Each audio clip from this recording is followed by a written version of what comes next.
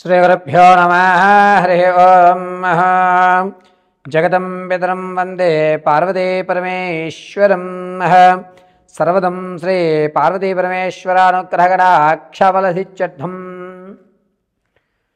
మన యొక్క స్థితిగతులు కానీ మనకు జరిగేటువంటి ప్రమాదాలు కానీ మనకి కాలం కలిసి రావడం కానీ లేదా ఇతరుల యొక్క ఇబ్బందుల వల్ల కానీ మనం ఆర్థికంగా కృంగి కృషించడానికి కానీ మన యొక్క ఆలోచన తప్పు మార్గాల్లోకి నడవడం కానీ ఏదన్నా ఒక స్థలం మీద ఆశ కొద్దీ ధనాన్ని మనం పెట్టినట్లయితే కనుక దాని నుంచి అనేకమైన విపత్తులు మనం గురవుతూ ఉంటాం. కరెక్ట్గా రైట్ చాయిస్లో మనం పెట్టలేకపోయాం, ఇక్కడ పెట్టకూడదు, ఇది కొన్న దగ్గర నుంచే మనకి అనేకమైన ఇబ్బందులు కలుగుతున్నాయి, నేను ఈ స్థలానికి వచ్చిన తర్వాతే అనారోగ్య సమస్యలు పెరుగుతున్నాయి, ఆర్థికంగా రూపాయి నిలవట్లేదు ఈ ఇంట్లో అనేటువంటి అనేకమైనటువంటి ప్రశ్నలు మనం వింటూనే ఉంటాం. ఎందుకు గురుగారు ఇవి జరుగుతాయి, మేము ఎన్ని పూజలు చేస్తున్నా అవ్వడం లేదు అని అంటే జాతక చక్రాలని పరిశీలన చేయడం అనేటువంటిది రకరకాల విధానాల్లో ఉంటాయి. కొంతమంది అంశచక్రంలో, కొంతమంది ఆరూఢ చక్రంలో, మరికొంతమంది నవాంశ చక్రంలో, మరికొంతమంది దశాంశ చక్రంలో జాతకాల్ని పరిశీలన చేస్తూ ఉంటారు. అయితే అన్ని పరిశీలనలు కూడా 100% మనకి రిజల్ట్ ఇస్తాయా అంటే కొన్ని మాత్రమే రిజల్ట్ ఇస్తాయి. అందులోనూ కర్మ సిద్ధాంతం అనుసరించి, జాతక రీత్యా అనుసరించి, గోచారంలో జరిగేటువంటి తప్పుదాల ఆధారంగా మనం జాతకాన్ని పరిశీలన చేసుకోవాలి. మొట్టమొదటిగా శనీశ్వరుడు, చంద్రుడు, శుక్రుడు ఈ ముగ్గురు కూడా ఎవరితో కలుస్తున్నారు అనేది మనం ప్రధానంగా నిర్ణయం తీసుకోవాలి.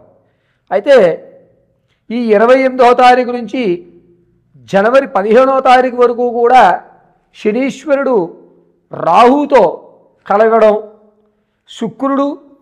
శుక్రుడు రవికుజులతో ఉండడం వల్ల జరిగేటువంటి విపత్తులు, దీని కారణంగా ఈ ద్వాదశ రాశుల వారికి కూడా అంటే మేషం మొదలు పెట్టుకుని మీనం వరకు కూడా జనవరి 15వ తారీఖు వరకు ఏ విధమైన మార్పులు జరగబోతున్నాయి అనేది మనం ఒకసారి పరిశీలన చేసుకోవాలి. ఈ 28వ తారీఖు నుంచి ప్రారంభమయ్యి జనవరి 15 వరకు కూడా అనేక రకాలైనటువంటి మార్పులు జరగడం వల్ల కొన్ని విపత్తులు ఈ ద్వాదశ రాశుల వారు ఎదుర్కోవడం జరుగుతుంది.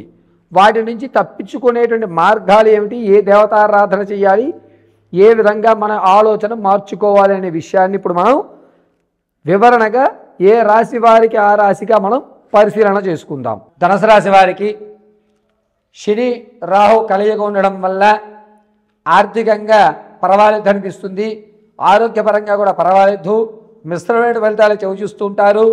ఇంతకుముందు ఏదైతే అనారోగ్య సమస్యతో బాధపడుతున్నారో ఆ సమస్య కొంచెం తగ్గేటువంటి అవకాశం లభిస్తోంది. ఆర్థికంగా కూడాను సెకండ్ ఇన్కమ్ జనరేట్ అవ్వడం, లేదా మ్యూచువల్ ఫండ్లో మీరు డబ్బులు పెట్టి మర్చిపోయి ఆ ధనం మళ్ళా మీకు రావడం అనేది జరుగుతుంది.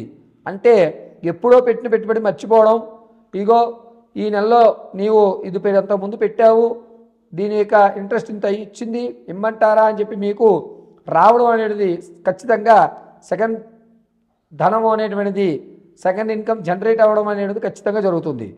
అయితే శుక్రుడు, రవి, కుజుడు కలయిక ఉండడం వల్ల మీరు తీసుకునే నిర్ణయాలు ఖచ్చితంగా ఉంటాయి. ఏ విషయాలైనా మొహమాటం లేకుండా చెప్తారు. ధనుసు రాశి వారు వ్యాపారంలో కానీ ఉద్యోగాల్లో కానీ మీకంటూ ఒక ప్రత్యేకమైన గుర్తింపుని ఏర్పరచుకుంటూ ఉంటారు. ఇక ధనుసు రాశి వారు కొత్త వాహనాలు కొనుగోలు చేస్తాం ఖచ్చితంగా జరుగుతుంది. సిల్వర్ కానీ బంగారు ఆభరణాలు కానీ ఎంతో కొంత మనం ఇన్వెస్ట్ చేయాలి అని చెప్పి ఖచ్చితమైన నిర్ణయం తీసుకుని ఈ ఆకస్మికంగా వచ్చేటువంటి ధనాన్ని దాని మీద పెట్టుబడి పెట్టి స్థిరమైనటువంటి ఆర్థిక లాభాన్ని అయితే మీరు పొందడం జరుగుతుంది. ఇక కొత్త బంధాలు ఏర్పరచుకుంటుంటారు, పాత బంధాల జోలికి వెళ్ళరు, కొత్త వాటిలోనే ఉన్నతమైన స్థితిగతులు ఏ విధంగా పొందాలి అనేటువంటి ఆలోచన చేసుకుంటూ ఉంటారు. ఇక ధనుసు రాశిలో వారు ఇంతకు ముందు మీరు స్టాక్ మార్కెట్లో కనుక ధనాన్ని వెచ్చించుంటే ఓ ₹10 వరకు లాభాన్ని ఖచ్చితంగా ఈ నెలలో చూస్తారు. డిసెంబర్ 17వ తారీఖు నుంచి జనవరి 4వ తారీఖు వరకు కూడా కొంచెం జాగ్రత్తగా ఉండండి. పెను ప్రమాదం ఏమీ లేదు, కానీ స్వల్ప ప్రమాదం అనేటువంటి జరుగుతోంది. ఇలా జరగడం మీకు కొంచెం ఇబ్బందిదాయకంగా ఏర్పడుతుంది. పక్కటి ఎముకలు, ఈ హృదయం కింద ఉన్నటువంటి ఎముకల దగ్గర కాస్త ఇబ్బంది ఏర్పడటం, బ్రీతింగ్ తీసుకున్నప్పుడు చెస్ట్లో కొంచెం పెయిన్ రావడం అనేటువంటిది ధనుసు రాశి వారికి జరుగుతుంది. పైగా ఈ ధనుసు రాశి వారు శుక్రుడు, కుజుడు, రవి కలయిక ఉండడం వల్ల ఎవరు మంచివారు, ఎవరు ఇతని దగ్గర మనం పెట్టుబడి పెట్టచ్చా, ఎవరు స్వభావం ఏమిటి అనే ఒక అంచనా వేసుకోవడం అయితే ఖచ్చితంగా జరుగుతుంది. ఆ అంచనా ప్రకారంగానే మీరు మీ యొక్క ప్రణాళిక అనేటువంటిది కొనసాగిస్తూ ఉంటారు. ధనుసు రాశిలో ఉన్నటువంటి వారు కొత్త బంధాలను వెతుక్కుంటూ వాటిని మీరు తీసుకుని వీరి వల్ల నాకు ఏదైనా ఉపయోగం ఉందా, వీరితో బంధం కొనసాగించచ్చా అనేటువంటి నిర్ణయాన్ని ఖచ్చితంగా తెలుసుకుంటూ ఉంటారు. ఇక ఈ ధనుసు రాశి వారు ఆరోగ్యం విషయంలో కొంచెం జాగ్రత్త వహించండి.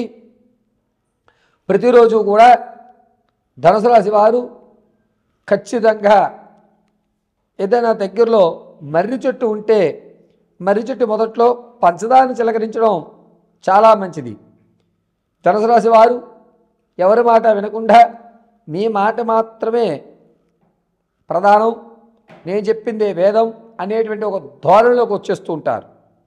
చంద్రుడు కాస్త ఇబ్బందిదాయకమైనటువంటి వ్యవస్థ ఉండడం వల్ల మీరు మాట్లాడే మాట కఠినంగా ఉన్నా ఎదుటివాడు అతను చెప్పింది ఖచ్చితం, అతను ఏమి చెప్పినా కఠినంగా ఉన్నా కూడా ఒక అద్భుతమైన విషయాన్ని తెలియజేస్తున్నాడని మీకు మీ యొక్క వ్యవస్థని వారందరూ కూడా ఒప్పుకోవడం అనేది జరుగుతుంది. ఈ ధనుసు రాశి వారు డిసెంబర్ 8వ తారీఖు నుంచి జనవరి 2వ తారీఖు వరకు కూడా ప్రతిరోజు కనకధార స్తోత్రాన్ని పఠించుకోండి, లేదా ప్రతిరోజు కూడా ఏదన్నా గణపతి దేవాలయ దర్శనం చేసుకోండి. అద్భుతంగా మీకు కలిసి వస్తుంది. ధనుసు రాశిలో వారు జనవరి 8వ తారీఖు తర్వాత నుంచి 15 మధ్యలో ఒక గోల్డెన్ ఛాన్స్ అయితే వస్తుంది. దాన్ని మీరు అందిపుచ్చుకున్నట్లయితే రానున్న రోజుల్లో అద్భుతమైన అవకాశాలు మీరు పొందడం జరుగుతుంది. ఈ ధనుసు రాశి వారికి శని రాహు కలయిక ఉండడం వల్ల దైవ చింతన అధికమవుతుంది, దైవారాధన పెరుగుతుంది, దైవం పట్ల మీకంటూ ఒక ప్రత్యేకమైనటువంటి ఆలోచన వైఖరి ఏర్పడుతూ ఉంటుంది.